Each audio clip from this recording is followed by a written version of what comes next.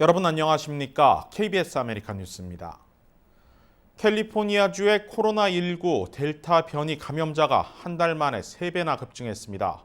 LA 카운티도 지난 4월 이후 델타 변이 바이러스 확진자가 계속 증가하고 있습니다. 너무 이른 시점에 마스크 착용 해제를 한 것 아니냐는 우려까지 나오고 있습니다. 김경일 기자가 보도합니다. 캘리포니아주 보건국 조사 결과 6월 코로나19 확진자 중 델타 변이 감염자는 14.5%로 나타났습니다. 5월 4.7%와 비교해 3배나 높아진 것입니다. 지난 6월 15일 캘리포니아주는 코로나19 방역 철회 조치로 LA 한인타운도 마스크를 벗었습니다. 그러나 한인업소들은 델타 변이가 빠르게 확산되고 있어 예방을 위해 직원은 물론 고객들에게 마스크 착용을 권하고 있습니다. 가뜩이나 지금 또 변이로 인해서 많이들도 또 걱정들 하고 계시는데 이 마스크 또한 또 다 오픈이 돼갖고 안 쓰시는 분들도 있겠지만 현재로서는 그래도 뭐 다 쓰고 오시고 그러셔서 여기 오시는 손님들도 건강하게 또 쇼핑하실 수 있고 델타 플러스 바이러스가 또 갑자기 와닿고 해서 그것도 지금 예측을 못한 상황입니다. 우선 직원들 관리 문제, 또 식당 내 위생 문제 이런 것들은 좀 철저히. LA 카운티 보건국은 코로나19 모든 백신이 델타 변이에도 상당한 효과가 있는 것으로 보고 있어 백신 접종률을 높이는 데 총력을 기울이고 있습니다. LA 카운티 보건국은 현재 카운티 내 123명의 델타 변이 감염자가 있다고 조사했습니다. 보건국은 백신 2차 완료자의 경우 88%가 변이 바이러스로부터 보호받았다고 밝혔습니다. 반면 123명의 감염자 중 델타 변이에 감염된 89%는 백신 접종을 단 한 차례도 받지 않았다고 덧붙였습니다. KBS 뉴스 김경일입니다. 플로리다 12층 콘도 건물 붕괴 참사 닷새째 추가 사망자가 또 나왔습니다. 숨진 사람은 모두 10명으로 늘어났고 실종자는 151명으로 집계됐습니다. 다니엘라 카바 마이애미-데이드 카운티장은 오늘 오전 붕괴한 건물 잔해에서 시신 한 구를 발견했다고 밝혔습니다. 앞서 어제 사고 현장에서 시신 4구가 수습된 데 이어 추가 시신을 발견한 것으로 이제 사망자 수는 10명으로 늘었습니다. This morning, we did recover another body. That brings the count to 10. The total number of those accounted for is now 135, and the total unaccounted 151. 수습된 시신들에 대해선 현재 신원 확인에 필요한 DNA 대조 검사가 진행 중입니다.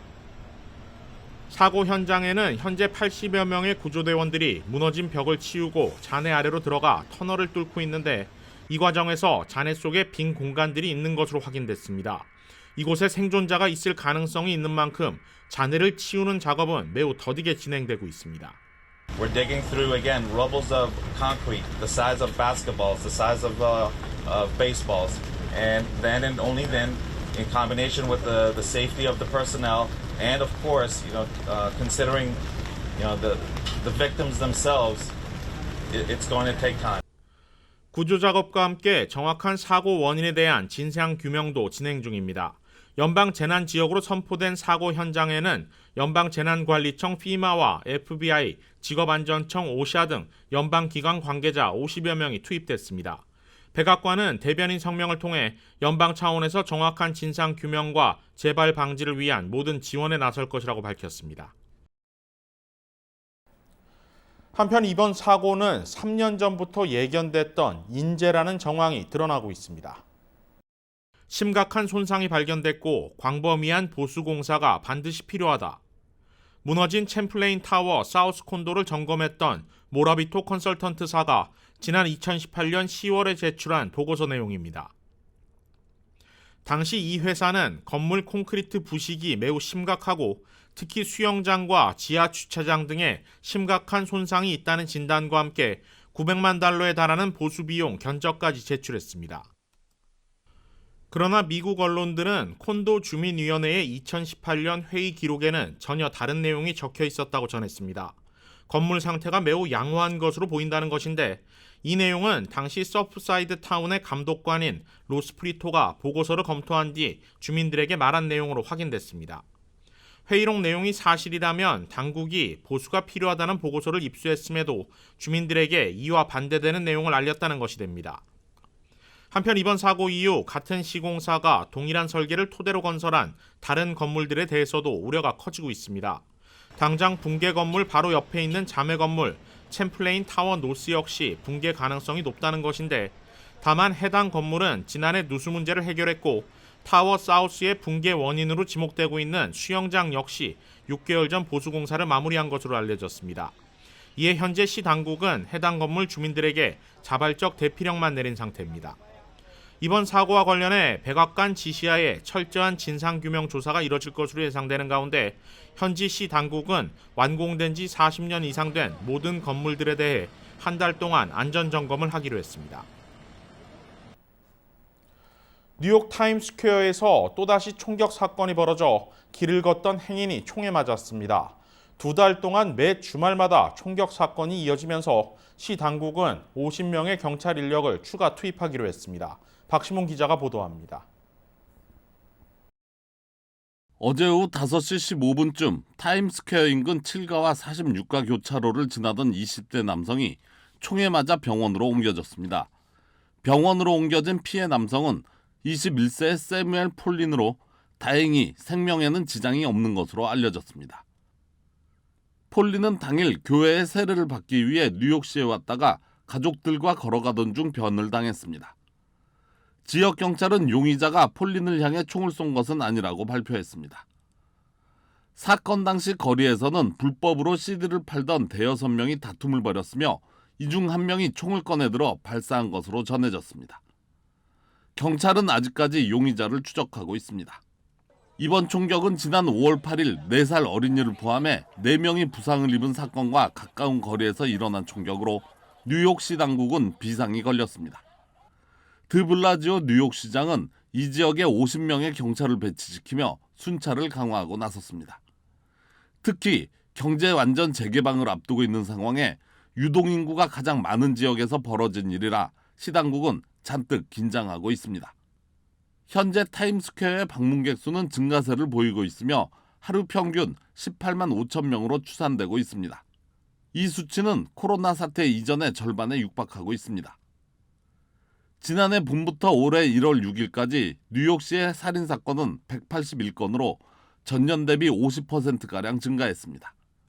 같은 기간 뉴욕시에서 총격으로 사망 또는 부상한 사람은 최소 687명으로 2000년대 들어서 최고치를 기록하고 있습니다.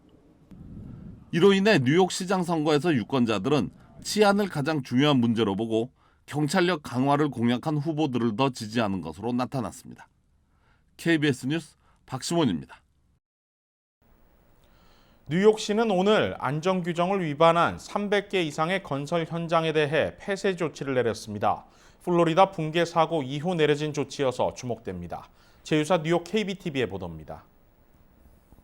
뉴욕시 건설부는 감독관에 의해 안전규정을 위반한 것으로 확인된 322개의 건설 현장에 대해 부분 또는 전체 폐쇄 조치를 내렸습니다. 올 들어 뉴욕시에서 7명의 공사 인부가 안전사고로 사망하면서 건설부에서는 건설 현장에 무관용 안전원칙을 도입하며 이 같은 결정을 내렸습니다. 또 이번 조치는 지난 24일 플로리다에서 12층의 콘도미니엄 빌딩이 처참하게 무너져 건물 공사 안전에 대한 경각심이 증가한 상태에서 내려져 주목을 받고 있습니다. 브루클린에서는 3분의 1이 넘는 건설 현장이 안전규정 위반으로 폐쇄됐습니다. 올해 건설 인부 7명의 사망 중에는 지난 5월 22일 뉴욕시티에서 한 인부가 엘리베이터 통로로 떨어진 사건과 같은 달 27일 폐쇄된 한 은행 건물의 지붕에서 한 인부가 떨어져 사망한 사건이 포함됩니다. 보고에 따르면 지난 2년간 뉴욕시에서는 1000명이 넘는 건설 인부가 부상을 당했습니다. 이 중 대부분은 인부들이 제대로 된 안전기구를 착용하지 않은 채 높은 층에서 작업을 하던 중 추락하여 발생한 것으로 알려졌습니다. 다음 달 시의원들은 공사 계약 시 라이센스를 갖출 것을 요구하는 법안을 포함해 건설 현장의 안전성 도모를 위한 5개의 법안을 발의할 예정입니다. KBTV 뉴스 김은지입니다. 해외 백신 접종자들의 한국 입국 시 자가격리 면제 신청이 사실상 오늘부터 시작됐습니다. 격리 면제 승인을 위해선 서두르기보다 꼼꼼한 준비가 필요한데요. 이유수 기자가 자가격리 면제 신청과 관련한 궁금증들을 문답 형식으로 정리했습니다. 자가격리 면제를 위해서는 반드시 온라인 예약 과정을 거쳐야 합니다. 예약은 영사민원 포털 사이트를 통해서만 가능한데 출국자의 항공편 일정을 고려하지 않기 때문에 자가격리 면제 승인을 받은 뒤 항공권을 구매하는 것이 안전합니다. 이메일 접수는 오늘부터며 신청 이메일 주소는 거주지별로 다릅니다.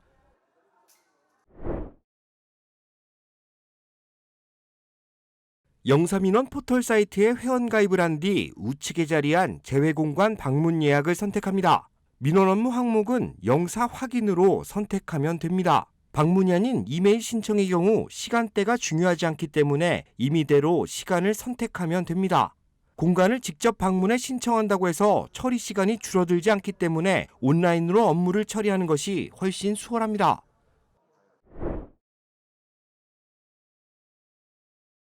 영사민원 포털 사이트에서 방문 예약을 마친 경우 영사민원 예약증 사본을 받을 수 있습니다. 신청인은 이와 별도로 여권 사본, 전기나 수도세 납부 내역서 등 거주를 증명할 수 있는 서류를 준비해야 하며 격리면제서 발급 신청서, 격리면제 동의서, 서약서를 작성해야 합니다. 예방접종 증명서 역시 중요합니다. 백신 접종 증명서는 2차 접종 후 2주가 경과된 것이 날짜로 확인되어야 합니다. 방문 목적 증빙 서류인 가족관계 증명서도 필요한데 한국에 거주하는 직계가족이 동사무소에서 발급한 스캔본도 인정됩니다. LA 총영사관에서의 발급은 한 달여가량 밀려있는 상태이기 때문에 빠른 방문을 위해서는 방문 예정인 한국의 가족들에게 부탁하는 것이 최선입니다.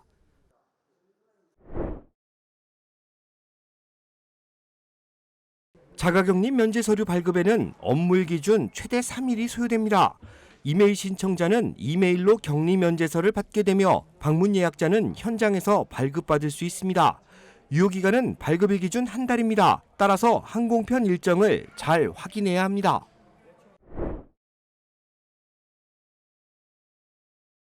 자가격리 면제 대상은 한국에 거주하는 직계가족을 방문하는 목적으로만 허용됩니다. 따라서 온 가족이 이민와 서울의 부모 또는 사위와 며느리가 거주하지 않을 경우 자가격리 면제 대상에 포함되지 않습니다. 부모는 재혼을 한 경우라도 인정되며 미국에 입양돼 친부모를 찾는 경우에도 자가격리 면제 혜택을 받을 수 있습니다. 형제자매의 방문은 향후에 인정될 계획입니다.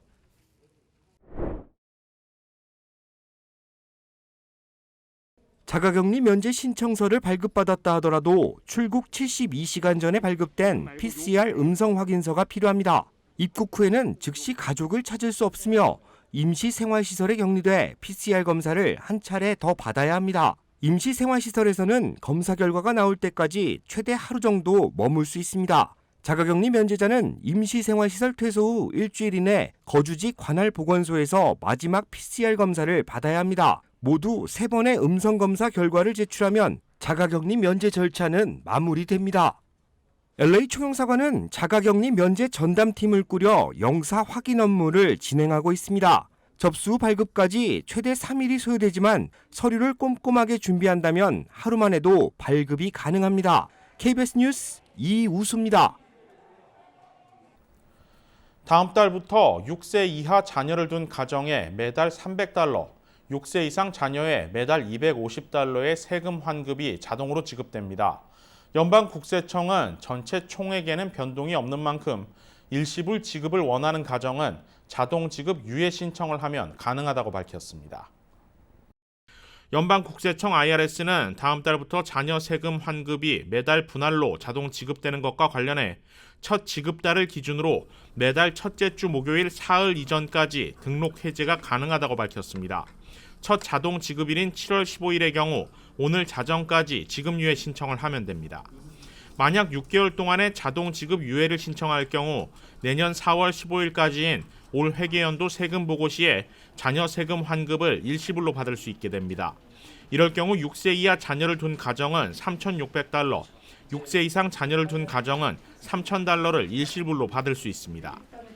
IRS는 매달 자동 지급과 일시불 지급 모두 총액에는 차이가 없지만 매년 세금 보고 시 납부액이 환급액보다 큰 가정의 경우 자동 지급보다는 일시불 지급을 선호할 수 있다고 밝혔습니다. 한편 자동 지급은 매 지급달을 기준으로 다시 등록할 수도 또는 해지할 수도 있으며 관련 정보는 정부 웹사이트에서 확인이 가능합니다. 코로나19 이후 가장 강력하게 방역을 펼쳐왔던 리조트 카지노 실내에서도 이달부터 마스크 착용 의무가 해제됐습니다. 패창가 리조트 카지노 측은 연방질병통제예방센터 CDC와 캘리포니아 주 정부의 지침에 따라 백신 접종을 마친 사람들은 실내에서 마스크 착용을 하지 않아도 된다고 밝혔습니다. 패창가 측은 직원들 역시 인사팀에 백신 접종 완료 증빙 서류를 제출할 경우 마스크를 착용하지 않은 상태에서 근무할 수 있다고 덧붙였습니다.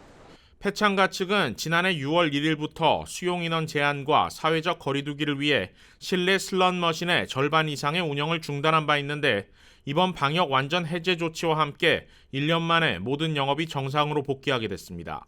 패창가 측은 이용객들의 백신 접종 여부를 일일이 확인할 수 없는 만큼 미접종자의 경우 자발적으로 실내에서 마스크를 착용할 것을 당부했습니다. KBS 아메리칸 뉴스는 시청자들의 의견을 소중히 생각합니다.